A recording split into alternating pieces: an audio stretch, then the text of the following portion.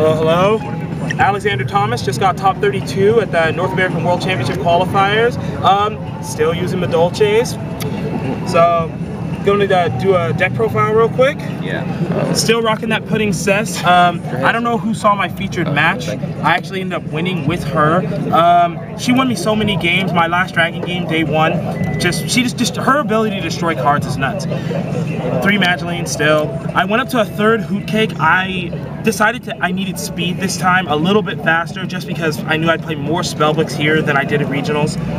Still 2 Messengerlatos. Still 1 Mufuli, always 1 Mufuli, never more. This time I went with main Thunder King over Kaiku. It's decent against dragons, but it's godly against spellbooks. I played 5 spellbooks. I lost that last one in top 32. Thunder King. Yeah, he double Phoenix Wingwind to me. It was kind of annoying, but Thunder King, literally you could just win an entire game by summoning Thunder King. The first spellbook guy I beat claimed I sacked him because I drew it. And then he was like hella mad. Next, I went with the playset of hand traps. 3 Veilers, 3 Maxis. I've got the Hoot Cakes. It fuels Hoot Cake. These are actually why I added the 3rd Hoot Cake, because I knew I'd have them. Dragons, spellbooks. I mean, Veil's okay against dragons too, but this crushes dragon, this crushes spellbooks, give me the great game 1 options against both. So it's very accurate to say that you built your deck for both of them. I built my deck 100% to beat spellbooks and dragons. Unfortunately, I had to sacrifice my Evil Swarm matchup for it. It was kind of annoying. So those are the monsters, spells, still just 1 Chateau. It's very important. I still side the other, but maining multiples just doesn't make any sense. Ticket, still 2, card super solid. I'm still going 2 Lance.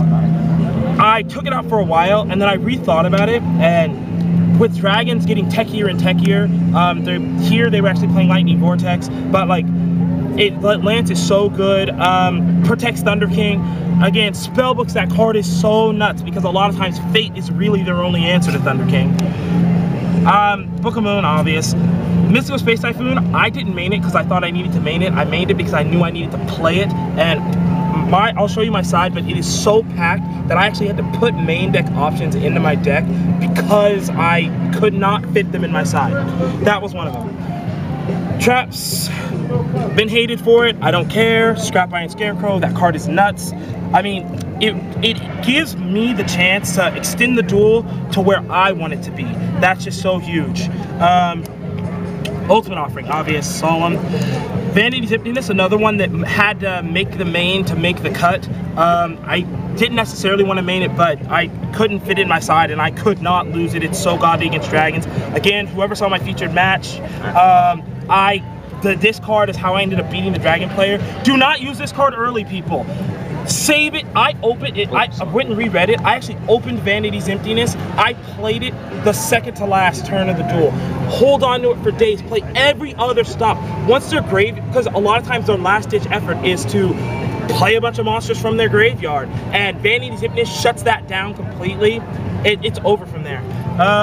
Madolche Knights, another one I've been hated for. It's not that hard to empty your graveyard. I've got Chateau, Queen, and Hoot Cake doing the job. Plus, I get to choose, a lot of times, choose when I grab Knights, because I get it off of Messengerlato.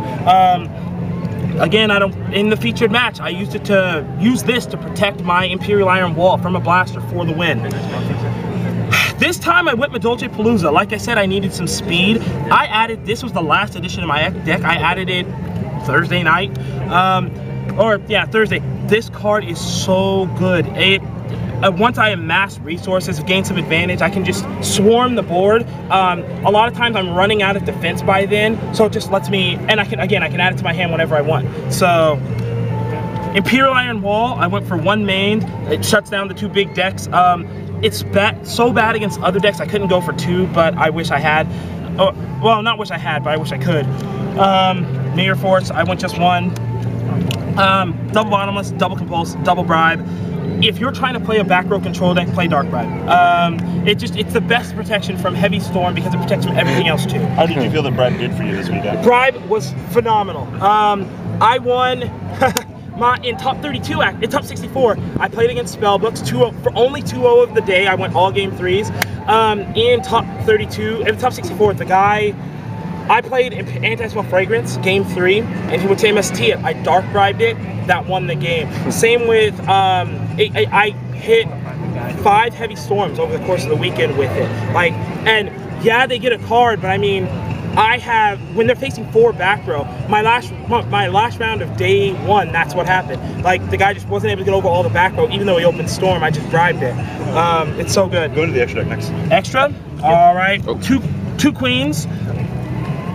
1 Zen Mines. I know he's not great, but I mean, 1 Invoker, not 2. I think the Exceed spam is not good. I actually did use him a lot more than I've ever used him before. In my top 64 match, that's what happened. After I kind of locked him out of the game, he started having to set stuff because of Fragrance, and I was able to use Mew and Hoot to go Invoker and start bouncing the cards he had to set because of Anti-Spell Fragrance, and he couldn't activate them. So, Levier didn't go into it, but Soul of Silver Mountain, I actually put this in because of Evil Swarms, not because I could take their monsters out, but because I could lock out that fucking trap card or the quick play. Force him to activate it right there. Like, I wasn't trying to have him sit on Pandemics.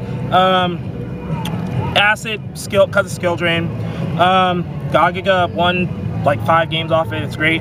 Abyss Dweller, I also, the last round, day 1, it was a dragon guy, and Abyss Dweller locked him out. It committed so he couldn't use his graveyard. Awesome. My Stroke, Dire. Fairy King Albert fucking Deke. Like, Fairy King Albert Deke is a champion.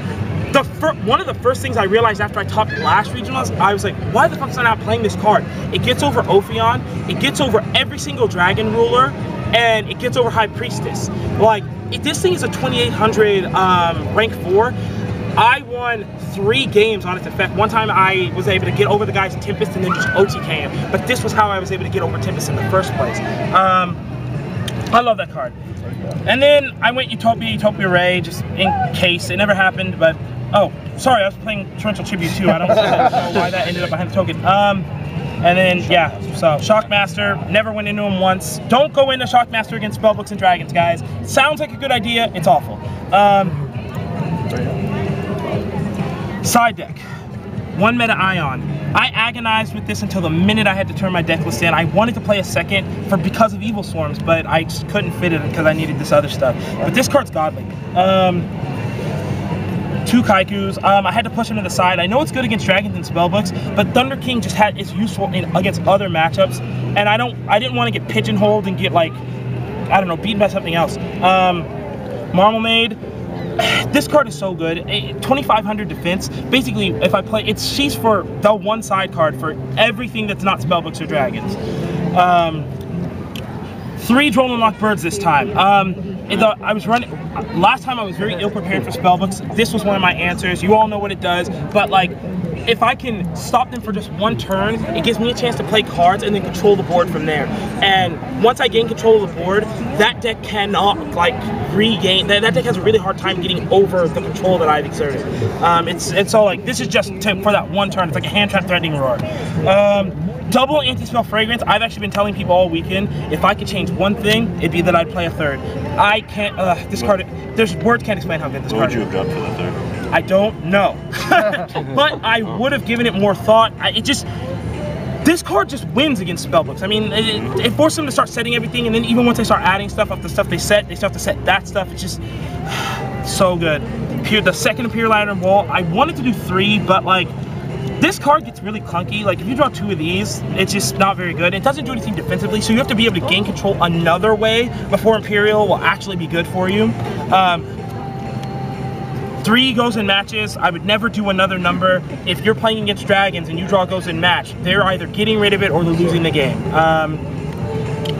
Last 2, just spells. Heavy Storm, it's for random shit, although I started citing it in for Spellbooks because fuck those guys. And then Chateau, and then Chateau, I actually started citing this for Spellbooks. I don't know why it wasn't before. It allows me to get rid of the tower without them getting that search, which is great. Yeah. So what are you expecting for next format with this deck? Like, are you expecting your deck to be higher on the tier list? Are you expecting new stuff coming out for your deck? I don't believe anything new is gonna come out for Madolche's. I mean, it'd be nice to get a king, but I don't think it'll happen. Next format, I am I believe it's going to be fires and harpies everywhere. Fires I can handle. I don't actually have a game plan for harpies yet. I'll have to figure it out, but I will not be leaving Madolche, so it's going to be, I'll have to figure out what to do. I've been thinking about some stuff. Yeah, dragons and spellbooks will probably still be around, so I'll probably still have to figure out what to do about them. Well, man, we appreciate you profiling for us. What was the shout out you What was wanted your to team give? name shout out? All right, yes, and then I'm on a team, and we're kind of a young team, Team Durable. These are the guys. Want to introduce them? This is Giovanni Avalos, right here. James Kim, Brian Vu, he's blind. Noah Reichard, he's a midget. And then the guy filming, Paco Cervantes. Yeah, some of our members aren't here. Yeah, we're kind of a young team. I'm probably like the only known player on our team, obviously. Yeah, it was great. Even though I lost in top 32, I have to tell everyone I feel great. I was expecting to go X3, and I was okay with that. I just love playing this deck so much; it was worth it. Shout out the YouTube channel real quick. The YouTube channel is Team Durable. Team Durable. All right. Yep. Thank you, guys. Team Durable signing out. No problem. Have fun.